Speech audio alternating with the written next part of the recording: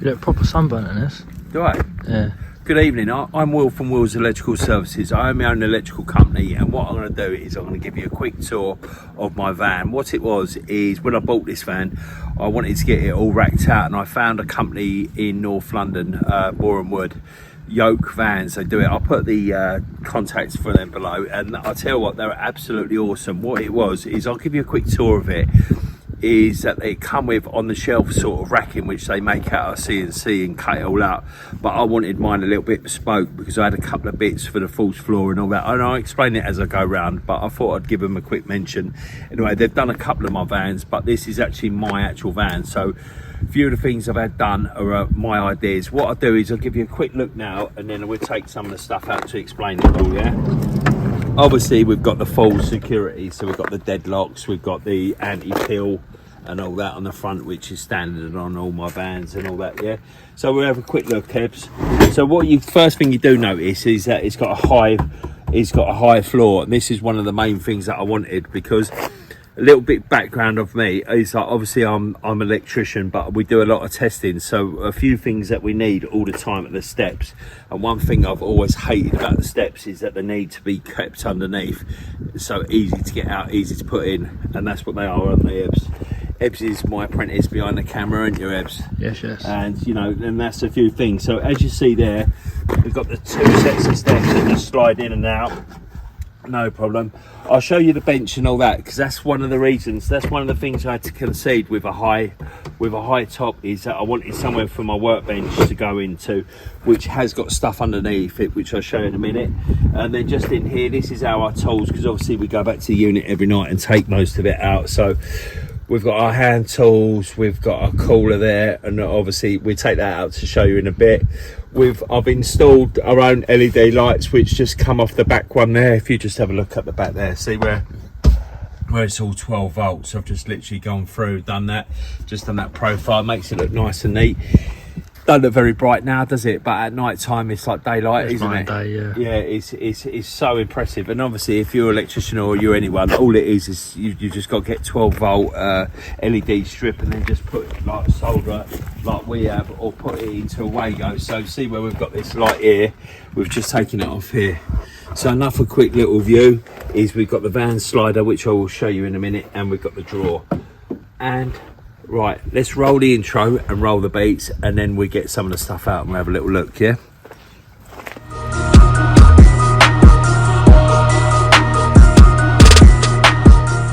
Right, so let's get back into it. So we've taken most of the stuff out. A couple of things what we always have in the van is the blower, because I have my two little pet dogs in the front, and one of them, Darcy, she shreds her hair all the time, so we just absolutely blow that out, and it's perfect, Tibbs, isn't it?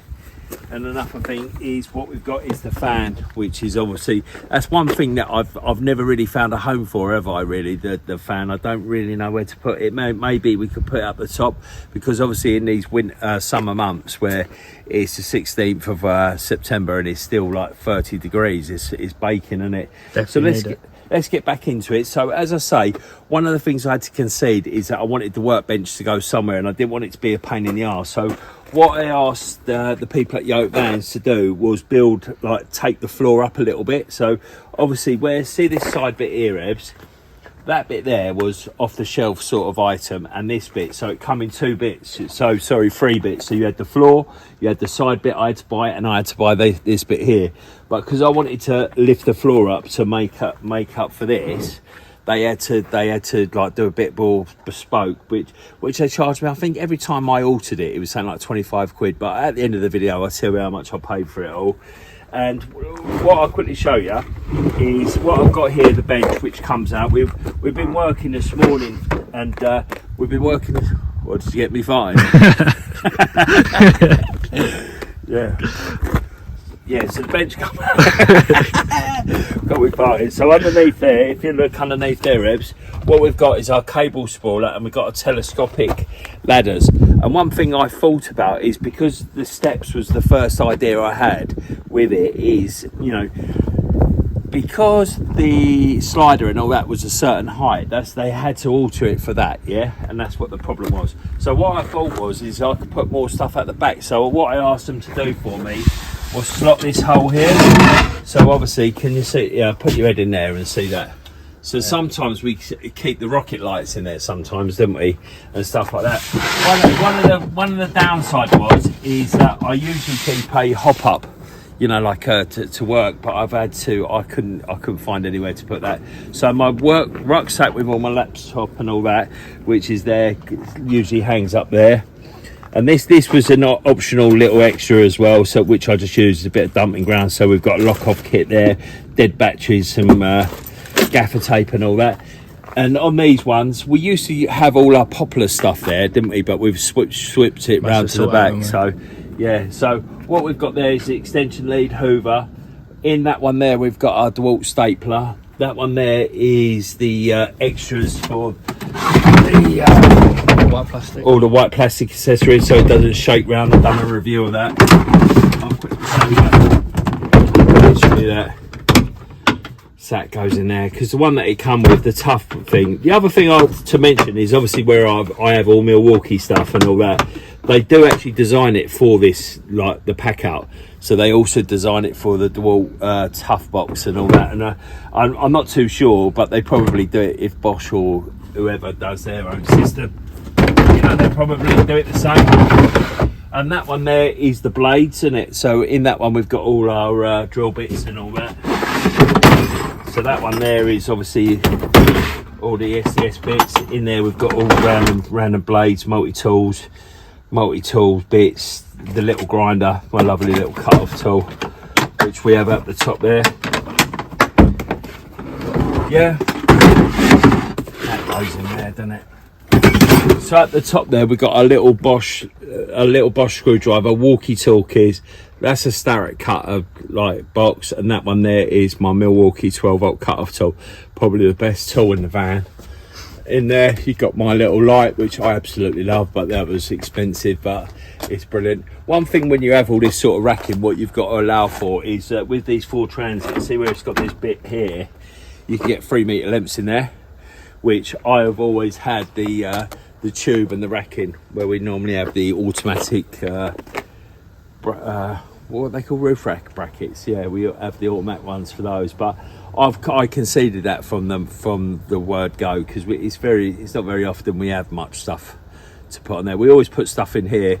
These tube things, what you've got to be mindful of is, because we only carry plastic, wood and a bit of tube in there, is we always leave that unlocked, because quite often, you've noticed that yourself, haven't you? Quite often we come out of places and people have a little nose up in there, which I don't mind, because we've got stuff of no real value.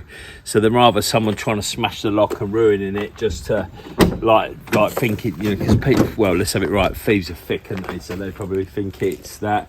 That's the old anti-peel as well. We've got all that sort of stuff, so don't go through. Other little bits, what we've got is this. So these are our Poplar ones as well. So in this one is our screw tray one, which has got all our Wagos, penny washers, plug screws and all that sort of stuff. This one is our labour printer, which I'll show you, because we just only started doing this and we set this one up. So basically where we used to have them all, we've got it all set up, and that is perfect for testing, isn't it? Yeah. It's probably one of the best things we've done this year, isn't it? Because we were forever trying to make it easier for us all. So what we've got there is that got the little crimpers. I have got the Milwaukee little half one, but the only trouble is it's too shallow, so I don't really like it. So we've got the radio there. This Festal one has got all the what should we say, like all the odds and sods, like fuses, it's got fuses, grommets. It's also got like the penny wash, not the penny washers. It's got Wagos in there. Yeah, like the 6mm Wagos, all the rarer sort of stuff we use. We've got a box of GU10 lamps. We've got some Copex, and we've also got the soldering iron with all the heat shrink in there. And these little half ones are all for particular tasks, aren't they? So we've got like ones with like large wood screws, one for lighting, one for grommets. Sorry, not grommets, glands, stuffing glands and all that. So we've got all different colours and sizes and all that. And then what we've got on this side is just like the 4 crates. So we have a hole saw set, which is also overspill of all the drill bits and all that, isn't it? Because like you can see, we've got the Bosch ones, they're supposed to go in there as well. That's also dumping ground for all bits and bobs that we've got no real home for. Wonder wipes in there, which we always keep a load of. Did I mention about the dust sheets going underneath the passenger seat? So the dust sheets and the work mats go underneath the passenger seat, so where there's no real value in the front. I do actually try to keep my van very clean and tidy. You know, this is quite a standard way of we keep it, really, isn't it, to be fair? And we've got all the solvents here. These were extras as well, so I think these were about 20 quid. That was 20 quid, that was 20 quid. So I've got 80 quid's worth of little bit extras, which I think that's pucker, isn't it? It's well good. So we've got that there. We've got some more solvents, WD-40. Another little tip is in the winter with that WD-40 is that, you know, these deadlocks, is spray them and it stops them from freezing over, which is a right touch. And I didn't think that'd actually work, but it does. I'll show you underneath now. So see underneath here, Ev, see that bottom bit there where it goes up an inch. That's where they had to take it up an inch, you know, to get the bench in there. Yeah. And that's why they had to do that. One thing that I have had to do maintenance with, which you can only presume you've got to do maintenance with all this caper, isn't you? Because it's only wood, isn't it? And they've kept it light. I think it's what, 5mm thick. Yeah, it's that. Is what you've got here. This is the pride and joy. This front bit is fallen off. That latch thing there didn't last very long, but to be fair, I weren't really that bothered because I'd had to go to Boreham Wood to fix it. That's what we put on ourselves. Yeah, and it works really well, doesn't it? And it's, to be fair, we used to keep two heavier things in here, didn't we? So we didn't really sort it out. So what we've done now is we've put all the sleeving and like a tub of plugs and screws, tub of plasterboard fixings, all the different types of sleeving, banding at the bottom. That covers it all. And then in here we've got all our poplar stuff, which we've got to replenish this. So we have single boxes, double boxes, Wago boxes and whisker boxes. So what we normally do is keep 3 of each type, don't we? 3 dry lining, 3 PVC surface boxes, 3 recessed and all that. And then at the back here we keep cable, you know, which that is where it was getting damaged before, because that never cut. That is supported by the bottom, isn't it? And this is massively changed how we've done things. It proper helps us out, so we never run out of stuff, you know. And it's really handy because when we go to the wholesalers, I always ask them to have a little look through here to make sure everything's okay. Yeah. I'll just quickly show you this middle bit. So this middle bit here is where we keep all our rods. We keep all our rods, our levels, our long drill bit. Yeah, this broom is normally sat in there, and also what we've normally got is the protective sheeting usually fits in there as well, doesn't it? But it's only when that protective sheeting gets about half full, doesn't it, that we go for that. So in here we've got the plasterboard screws. They're the sharp ones for the plasterboard for when we're fixing all the glory holes and all that. And then in here we've just got a load of our power tools, pat tester and all that. But yeah, we go through these, you know, there's quite a few. We've got loads of stuff in here that we, you know, funny enough, as we've not sorted this out for a while, you can see the skill saw. We don't really use the skill saw anymore because we've got other things. We've got the hand saw and all that to cut. Always gets taken out though, doesn't it? Yeah, my battery jewel's in there again. The battery always seems to end up in there. And also, we show them my hand tools. So my hand tools are probably the only things that do live in here, really, and that's all like the overspool. That's got all like the metal tie-up gun, hacksaw, stuff like that, and all things. And then we've got mine and Ebsy's drill bags there as well. What else is there to show? I think that's about it. That's probably really the most important thing of the van, isn't it? You've got to represent it. What are you doing that for? I've got to edit that now. Thank you, Ben. What? How dare you? You're walking home, guys. And that's about it, you know. And we are obviously trying to evolve. And as I say, I think when I paid for all this,